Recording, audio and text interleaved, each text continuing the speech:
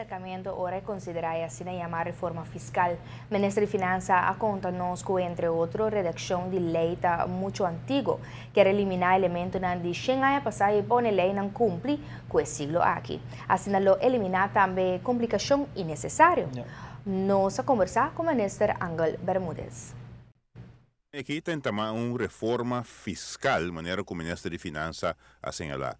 Pero que é o componente na reforma aqui? Para começar, a redação de lei.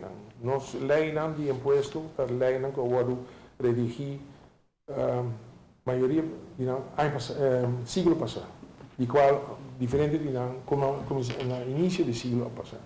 Dus we hebben 8 jaar caminho com o lei de imposto worden introduzido. Que tu bij, nos grondbelasting, nos invoerrechten, nos overdrachtsbelasting,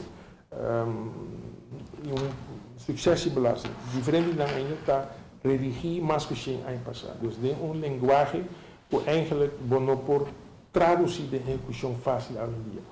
Consequentemente, quer traduzir a redação de antanho de lei e simplificar a lei. O que sei que é? Saca fora, o que basicamente nota fit mais de siglo aqui, de temporada que nós estamos vivendo. Agora em cada 100 anos passado, 100 pico anos passado, mas basicamente não vale a pena mais para botar na lei. Não está se lei innecessariamente complicada para ler, para executar e para compreender. Não olvidar, o cumprimento de uma lei está depender se é só como se cumpre, está compreender de como é que cumpre e como é que cumpre, e é só que executar também me se explica e me se compreender também de como está executado. Pese a leis que bidem idioma muito bieu e complicado, tá-se é cumprimento difícil e tem que seguir a energia para execução. Adicionalmente, o ministro requer que tenha alguma lei que pode disfarçar. Também somente me quer que nós tenha alguma lei de imposto que não está generar mais do que além dia vale a pena para não perder execução. Então, o botinho é abolina para por uso a capacidade que o pôr riba na hora aqui, de outra lei que se generar a entrada com a forma, com a substancial para o governo.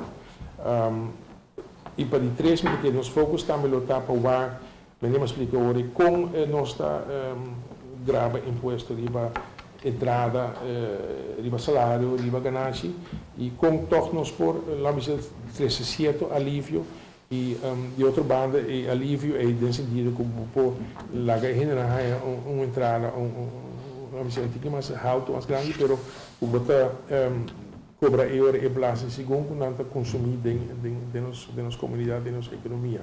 Giovanni Müller, Notícia Menotti.